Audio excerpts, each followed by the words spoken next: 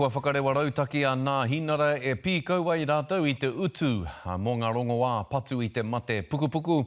Hei tā rātou ka pūmau tēnei rautaki mēnā ka angitū rātou I te kōwhiringa pōti a te rātou. Hei tā ngā mātanga he pai te rautaki nei, hei tīmatanga kōrero.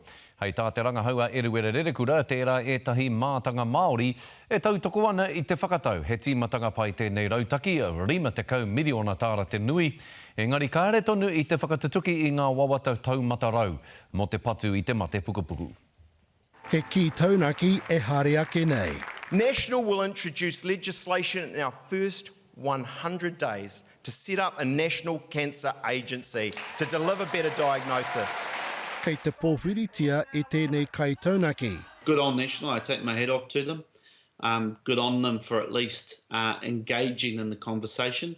However, as I said to you before, we still feel like the amount being offered for cancer drugs is too small. Aha koa heiti he pounamu tonu, koe rā tā te kaiarahi o Ngā Hinara. We are simply saying $200 million here, $50 million a year for cancer drugs, but then we will respect Pharmac to do that as they see best in relation to the cancer drugs. Hioi anō ko te tūmanako ia, ka whakarautia tawa pūtea mā te rua. We are now arguing that the cancer spend should also be doubled, which would amount to an additional $220 million per year. $50 million today would be a step change. It would fund significantly many of the drugs that are proven, that are there, and that New Zealanders just can't get access to. Hei tā te kai taunaki nei, e kore ona tūmanako e tūtuki ia reipa.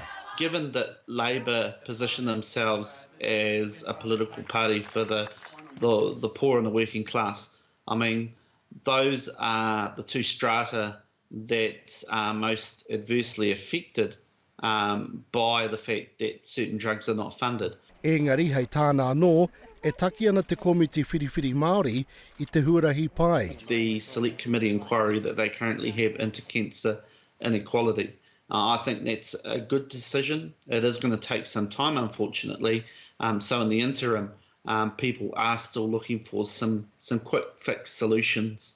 Hei tā Mulholland anō, kei a reipa te tikanga I nāi nei. The ball is now in Labor's court, and so it'll be interesting to see what their response is to what National have promised. Well, look, we all want to see action on cancer, and we are very focused on making sure our cancer action plan is finalised and to make sure that it's right, because we want to back it up by action and we want to hit the ground running.